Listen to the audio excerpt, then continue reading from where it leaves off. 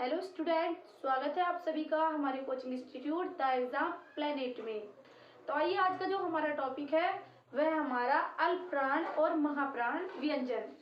तो अल्पप्राण का अर्थ होता है, अल्प का अर्थ होता है कम। अल्प का जो अर्थ होता है वह होता है कम। अब इस कम से ही हम जानेंगे, कम मतलब जिसमें कम वायु निकलती है, जिन व्यंजनों में कम वायु निकलती है या जिन्हें उच्चारित करते हुए कम वायु निकलती है श्वास के द्वारा, वह क्या हमारे अल्पप्राण व्यंजन कहलाते हैं। अब अल्प से ले लीजिए, अल्प यानी जो सबसे कम होता है हमारा। शुरुआत में क्या, जैसे हमारा शुरुआत से हमारा होता है 1 2 3, इस तरह से हम शुरुआत करते हैं। तो पहला वर्ग का जो पहला यानी पहला जो व्यंजन होता है, किसी भी लाइन में अगर किसी को खड़ा करें तो जो सबसे पहला नंबर है वो कम में ही होगा ना। तो ये जो हमारा कै पहले नंबर पे आता है, पहला, तीसरा और पांचवा, शुरू से हम करते हैं इसको कै। किसी भी वर्ग के पहला, तीसरा और पांचवा व्यंजन अल्पप्राण व्यंजनों में आता है। अब इसी के अंतर्गत आते हैं हमारे अंतस्थ व्यंजन। अंतस्थ व्यंजन भी हमारे किसमें, अल्पप्राण व्यंजनों में ही आते हैं। यह भी हमारे य, र, ल, व, ये भी हमारे अल्पप्राण व्यंजनों में ही आते हैं। अब इनकी संख्या कितनी होती है? इनकी संख्या होती है हमारी 20।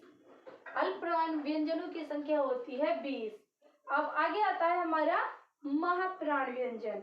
तो महाप्राण व्यंजन, महा का अर्थ ही होता है ज्यादा, जिसमें बोलते हुए, उच्चारित करते हुए जिसमें वायु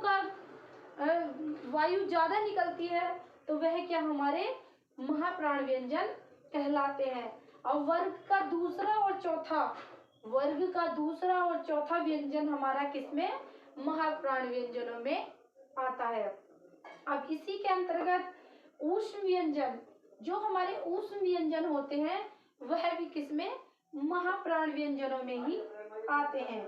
जो हमारे ऊष्म व्यंजन होते हैं श, श, श, ये भी हमारे महाप्राण व्यंजनों में ही आते हैं। अब ये है जो है हमारा है, ये हमारा अंतस्थ व्यंजन, ये महाप्राण व्यंजनों में आता है। और इसी में हम अब आपको ये समझाते हैं, ये जो अड़ा है हमारा, ये अड़ा है, ये अड़ा हमारा अल्पप्राण व्यंजनों में आता है।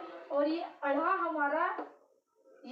हमारा महाप्राण व्यंजनों में भी आता है।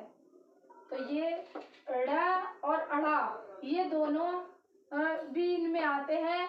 अल्पप्राण व्यंजनों में अड़ा आता है और महाप्राण व्यंजनों में अड़ा आता है। ये हमारे द्विगुण व्यंजन, या ये कह लीजिए उच्च क्षिप्त व्यंजन हमारे ये इसी में आते हैं।